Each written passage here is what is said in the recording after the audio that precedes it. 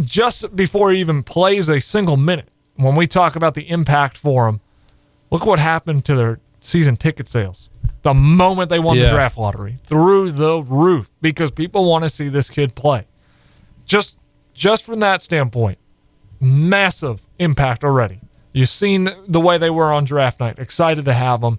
As we have just a few minutes to kind of go around, I'm going to start with you, Josh. Playing wise, now the expectations. Season, he's already going to start July 5th.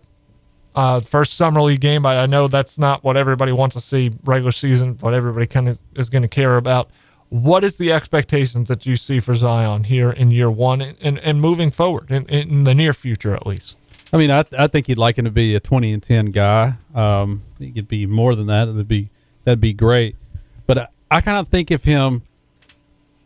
You think of an athletic freak. You think of the Greek freak in Giannis.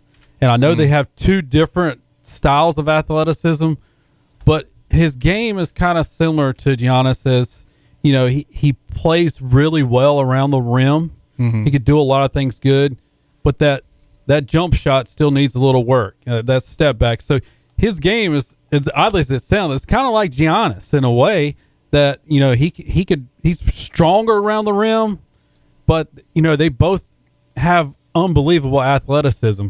And so I think this year,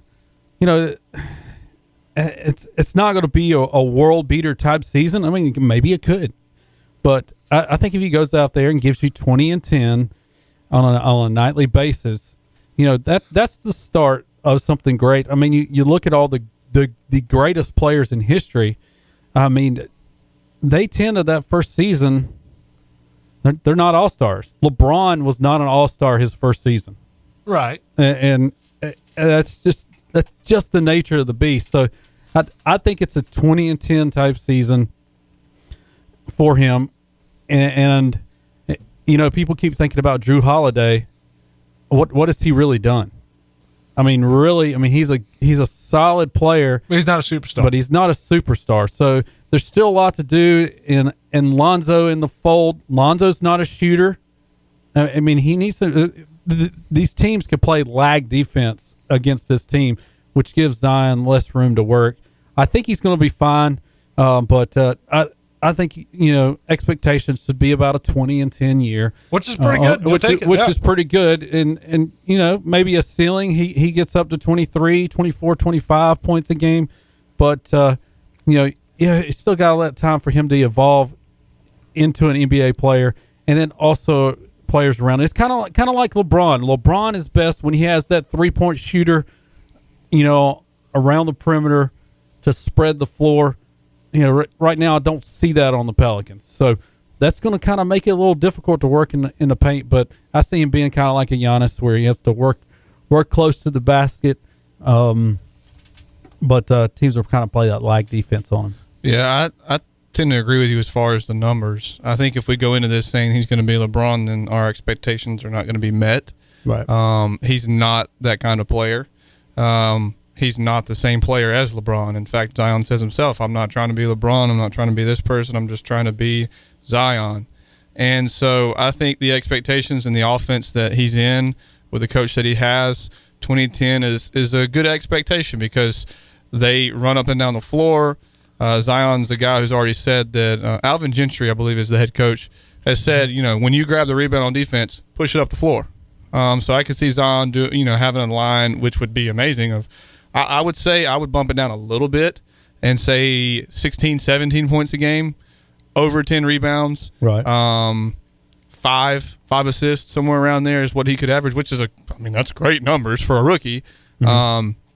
But I think if we go into this saying, well, he's going to be LeBron, and he's going to let's pump the brakes on the LeBron comparison. Could he have the same kind of impact as far as people wanting to see him play and have that kind of carry and draw as far as just the player and the entertainment?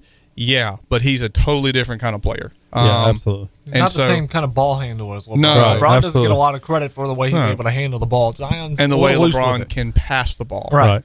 That was, to me, when you see highlights of him in high school, athleticism really doesn't stir me a whole lot. It's what you do as far as passing the ball, how you read defenses and stuff like that, and he was amazing. And Zion has some passing ability. I'm not limiting what he can and can't do. The guy's the number 1 overall pick, so he has every intangible that you could imagine. He could be his ceiling is through the roof. And so, I mean, I'm not saying he can't be a great player. He can't be an all-time player. But as of right now, my expectation is 15, 16 points, 10 rebounds, because over the season, we will begin to see a rookie who may be limited on offense because coaches are beginning to understand, okay, this is what he does. These are his tendencies. This is where he goes. And then in the offseason, that's where he improves on where the coaches attacked him, where defenses attacked him. And obviously the easiest thing to point out is his jump shooting. He's going to have to work on that. We all know that. Right. But at the same time, at Duke, when you watched him play, he had which was almost an unstoppable in college, move where he would drive to the right and spin back to the left. He did that all the time, and it was pretty much unstoppable because he's 6'8", 280, right? Now, in the NBA, there's bigger guys, they're faster, they're stronger, and they're going to understand your tendencies a lot better because you're not playing them just twice a year. You're playing them a lot, and there's going to be a lot of games played. And so I think, like I said, 15, 16 points, maybe over 10 rebounds, and at best 6 or 7 assists per game. And this kind of offense, I think that's the thing too. And Josh, you mentioned who is he passing it to? Well, unless he gets out on a break, he's not really passing it to any great shooters. Drew Holiday can shoot a little bit, but Lonzo can't shoot that well. Brandon Ingram's not that great of a three-point shooter. He can shoot, but he's not a great three-point shooter. And Zion himself is not a great three-point shooter. So we'll just have to wait and see. But I think, like I said, 15, 10, and 4 is a good expectation. Yeah, and I think, with the thing is, like I said, his impact, he's going to draw a crowd. Right. And I will say this, he has the body of an NBA player already. Like, he's a grown man. He can handle the grind of the season. I honestly believe that. The bumping, all that physical kind of play.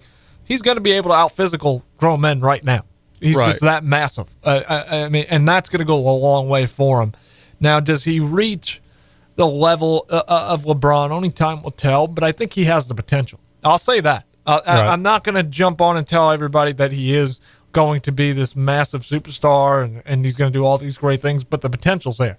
It's absolutely there. So, we'll leave it there. We'll wrap this segment up. We'll jump to our last break. We'll wrap up the show.